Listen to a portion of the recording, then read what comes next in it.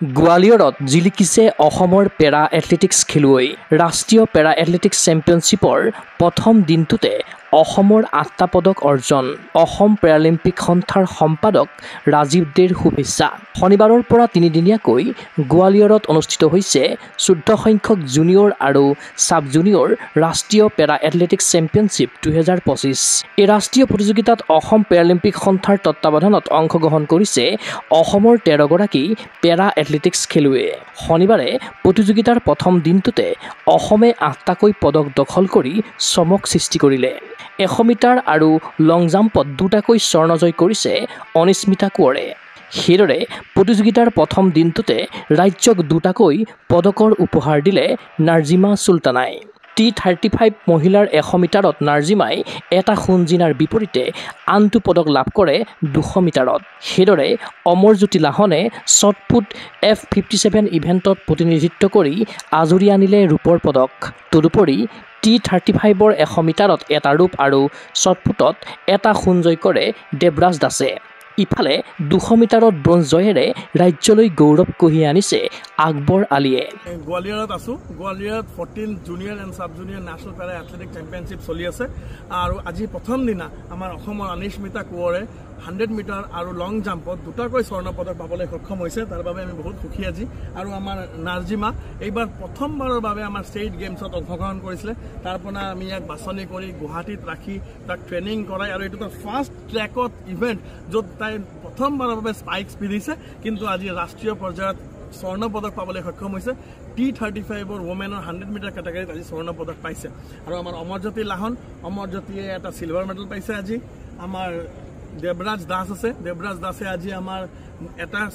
ৰূপৰ পদক আৰু এটা স্বৰ্ণ পদক পাবলৈ সক্ষম হৈছে আমাৰ আকবৰ আলী আছে আকবৰ আলীয়ে আজি এটা 200 মিটাৰ দৌৰত ব্ৰঞ্জৰ পদক পাবলৈ সক্ষম হৈছে তো আজিৰ দিনটোৰ আমাৰ অসমৰ পদক সংখ্যা হৈছে 8টা ডিসেম্বৰত ডুবাইত অনুষ্ঠিত হ'ব লগা ইউথ এছিয়ান পেৰা গেমছৰ বাবে এই প্ৰতিযোগিতাৰ পৰাই ভাৰতীয় দলটো বাছনি কৰা হ'ব পদক জয়ী খেলুৱৈক শুভেচ্ছা জ্ঞাপন কৰাৰ লগতে চলিত ৰাষ্ট্ৰীয় প্ৰতিযোগিতাত পদক জয়েৰে ভাৰতীয় দলত অভিলেখ সংখ্যক অসমৰ খেলুৱৈয়ে স্থান লাভ কৰিব বুলি আশা প্ৰকাশ কৰিছে অসম পেৰালিম্পিক সন্থাৰ সম্পাদক ৰাজীৱ দে কিন্তু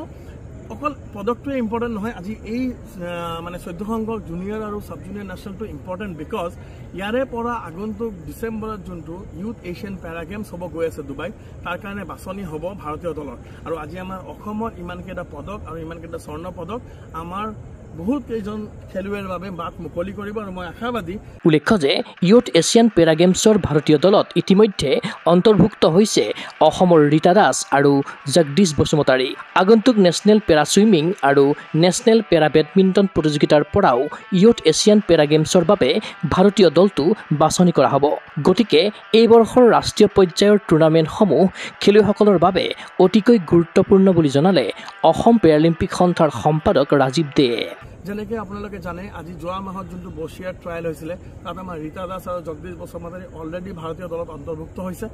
আজি আমাৰ পেৰা এথলেটিক্সত আজি আমাৰ অনিস্মিতাই হওক বা নাৰ্জিমাই হওক বা অমৰে হওক কোনোবা বা কিমানজনে পায় সেইটোতো ফাইনেল এণ্ট্ৰি আহিলে আমি ক'ব পাৰিম ডাটা আহিলে আমি ক'ব পাৰিম আৰু আগন্তুক সপ্তাহত ইয়াতে গোৱালিয়ৰতে 10 তাৰিখে পেৰা ছুইমিঙৰো এছিয়ান ইউথ পেৰা গেমছৰ ট্ৰায়েল হ'ব য'ত আমাৰ 3জনকে খেলুৱৈ অংশগ্ৰহণ কৰিব তাৰে পিছত আপোনাৰ 8 তাৰিখৰ পৰা পেৰা বেডমিণ্টন আছে লক্ষ্ণৌত সেইটো ইউথ এছিয়ানৰ কাৰণে চেম্পিয়নশ্বিপ মেয়ৰ কাৰণে চিলেকশ্যন ট্ৰায়েল চ' এই বছৰ এই ইউথ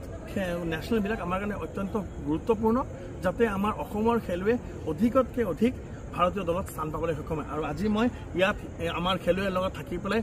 মানে খুবেই উৎফুল্লিত হৈছোঁ আৰু মই সকলোকে আজি ইয়াতে একদম আন্তৰিক শুভেচ্ছা জ্ঞাপন কৰিছোঁ ইমান কেইটা মেডেল আমাৰ অসমক দিবৰ কাৰণে আৰু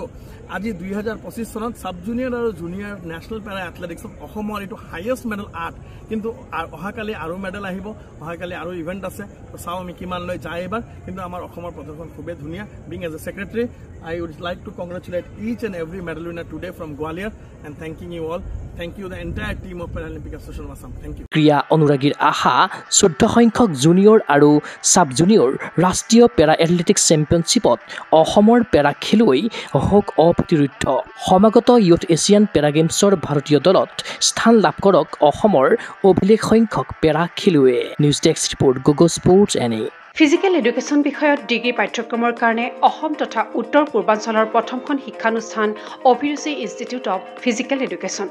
2 বছৰীয়া ফিজিকেল এডুকেশ্যনৰ BPEd পাঠ্যক্ৰম আৰু 4 বছৰীয়া BPES পাঠ্যক্ৰমৰ বাবে নামভৰ্তি চলি আছে। বিতংকৈ জানিবৰ বাবে আজি যোগাযোগ কৰক। যোগাযোগৰ নম্বৰসমূহ হৈছে 9435100098, 7002233540, 8876521098, website www.aipguwahati.in